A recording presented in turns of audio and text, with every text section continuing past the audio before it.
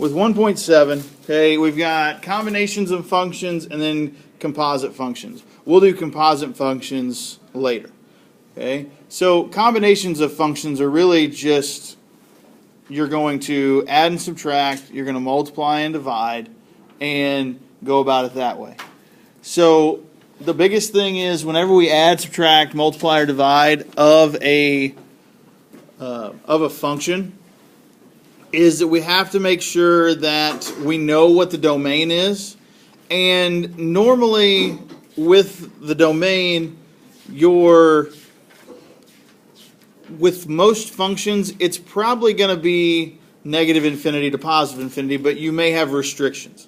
Okay, different ones have different values that it can or cannot be.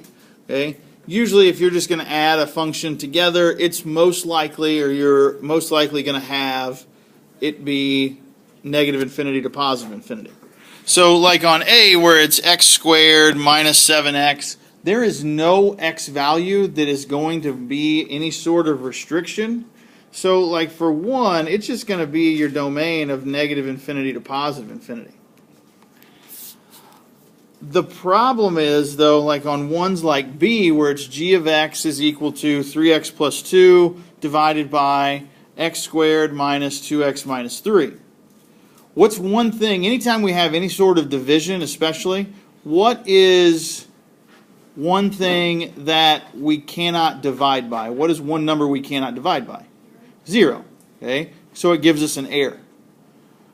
Okay, and honestly, an easy way to look at it is if you have any sort of graphing calculator or graphing aid, you can plug the function in and look at the graph or look at the table and see, okay, where does it show up as an error?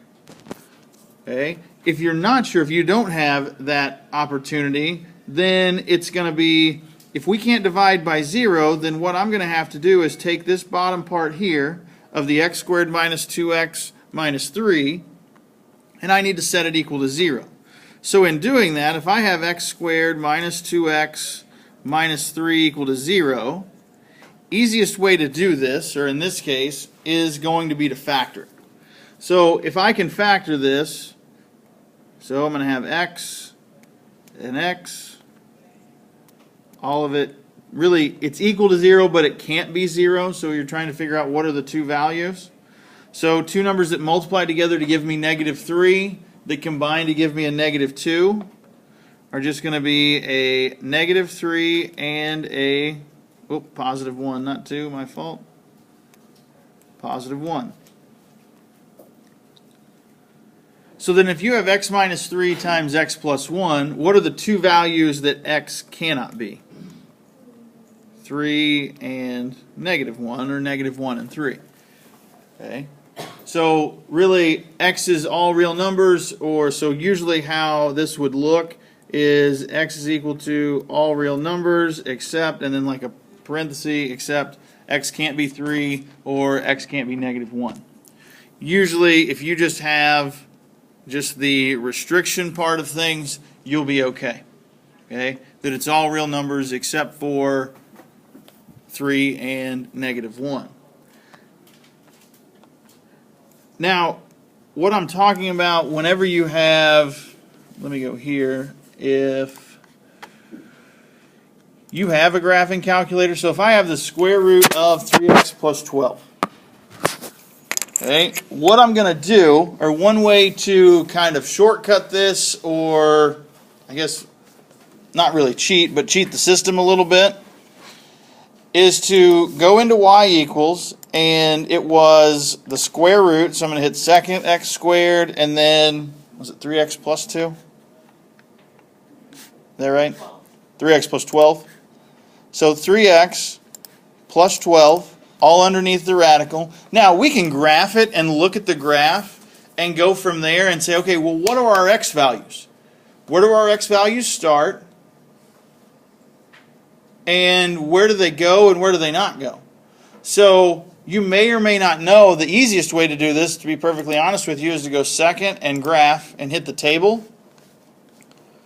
What do you notice? You start to see an error as we go up. Okay, and you may have to go through your list a little bit. Anytime you have an error, that just basically says, hey, we can't have x be that value. Okay, because as far as a radical is concerned, what type of number can we not have underneath the radical? We can't have a negative, right? So where does it start to be negative? Well, it zeroes out at -4, so basically everything less than, where x can be everything less than 4. Or we can say that my domain needs to be from -4 to positive infinity. And you could even write it as x can be anything greater than or equal to -4.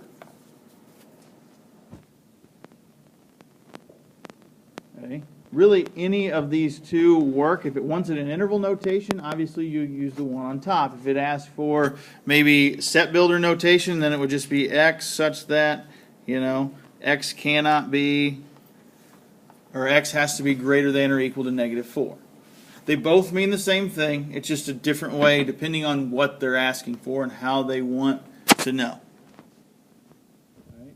Remember, you can't divide by a 0, and you cannot have a negative underneath an even root. Whether it be, now if it's the third root or cube root, that's okay. Fourth root, sixth root, eighth root, whatever, not a possibility.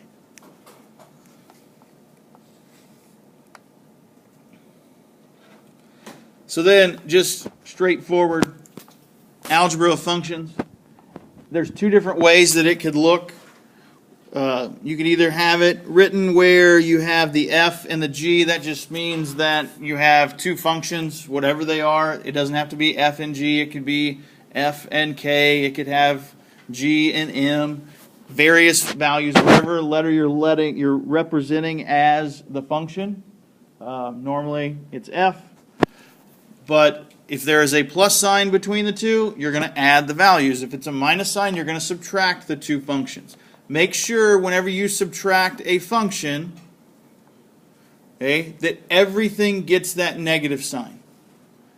Okay, so everything's going to get that negative sign. It's not just going to be that first term. If there's going to be a mistake that gets made, students are going to just put the negative in the first term of the second function.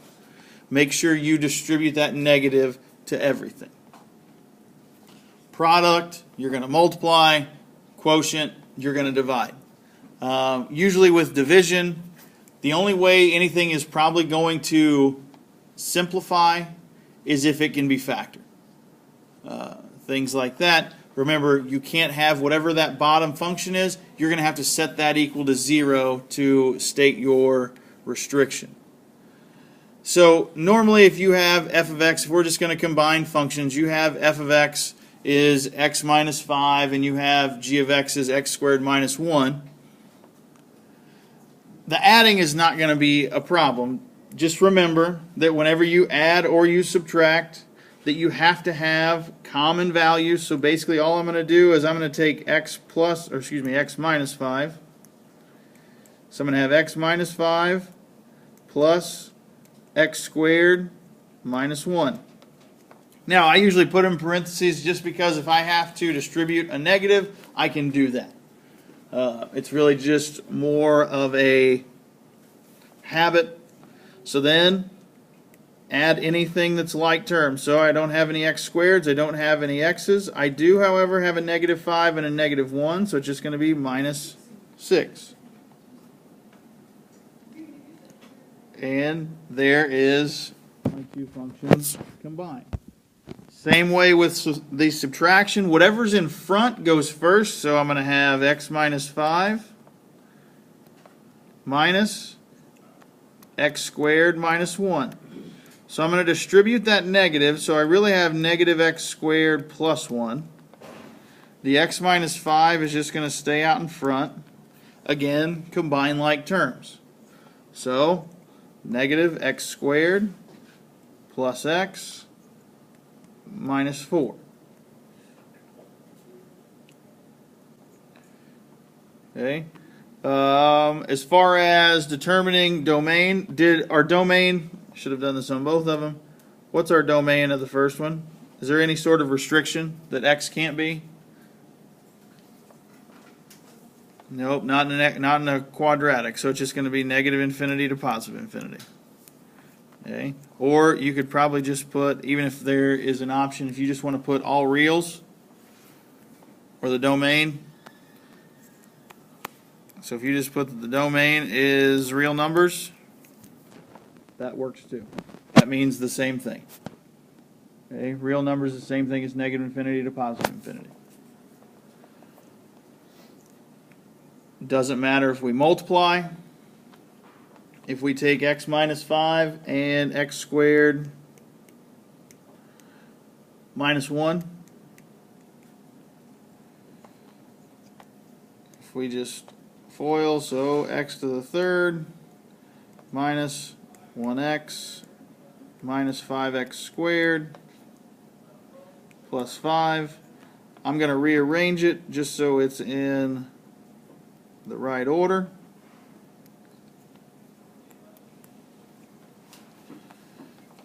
It's a cube. There's no restriction, so your domain is just either all real numbers, or you can put negative infinity to positive infinity. It's when you have division that you're going to probably have some sort of restriction. So if you have some sort of restriction, so if I have f over g, I'm just going to take x minus 5 divided by x squared minus 1. Anytime you have any sort of division, I would break it up. So x plus 1, x minus 1, x minus 5 on top. Even just like whenever we did it before, even if you have to simplify, it's still how you start and not always how you finish. So there's my division. Nothing canceled. But what can x not be? Domain is everything but x can't be plus or minus 1. Okay, it's all real numbers except for those two values.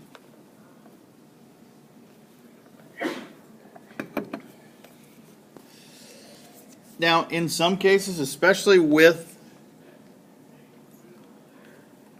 a square root, is if I have a square root of two values, if I want to combine anything, then that means that everything underneath the radical has to be the same. Okay? So in this case, if I'm going to add the square root of x plus 3 and the square root of x minus 2,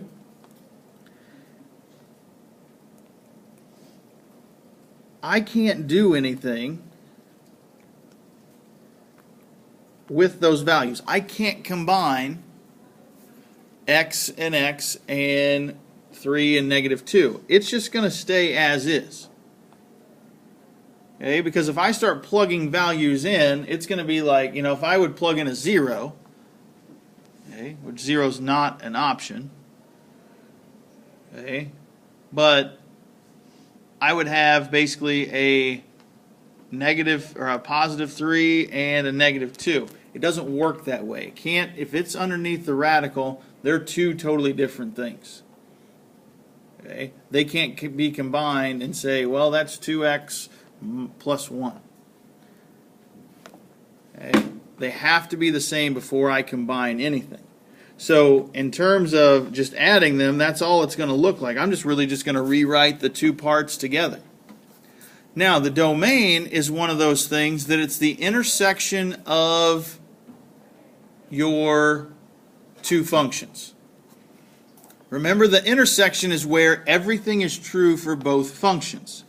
So if we look at the first part, what can x not be for the f of x function? X can be everything but what? Everything less than 3. It can be 3.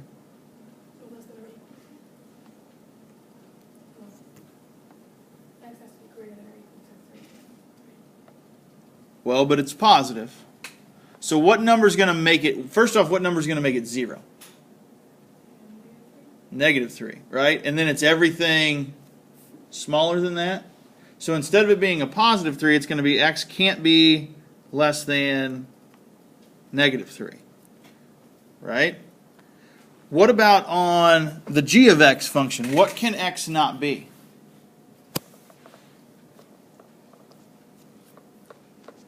It can't be anything less than what value?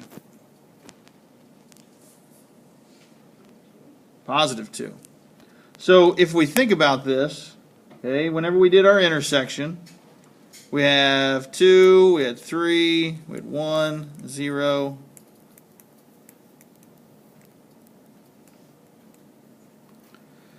So our first function, it can be everything in that direction. Okay?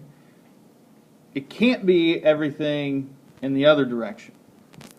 Whereas our second function, or our g of x function, can be everything but, or x has to be everything in that direction. So what does, so these are our restrictions, okay, as far as what x can't be. So what does x need to be? Becky? So to clarify, okay, as far as what x can be, okay, not necessarily restrictions, so what it can be. So of my f of x function, it has to be everything from -3 to in this direction, right? Whereas my g of x function has to be everything from 2 to this direction. It has to be everything bigger than 2. Okay? If it's 3, it's fine, everything from there. So then my intersection basically is going to start from right here and go in a positive direction. Okay? Because even though for the first function, for that x plus 3, or the square root of x plus 3, 0 works there, but it doesn't work for both functions. It has to work for both of them. Does that help? That's my mistake. So it would be greater than and equal to? Yes, because if it's greater than or equal to, it's still 0. Like if it was 2, like if I plugged in 2 to both functions, then I would have the square root of 2 plus 3 plus the square root of 2 minus 2. That's just going to be 0. And then the square root of 5. Okay. But if I have any number less than that 2, then this is going to be imaginary. Right, we don't want imaginary friends, right? We want real friends. We talked about that last year.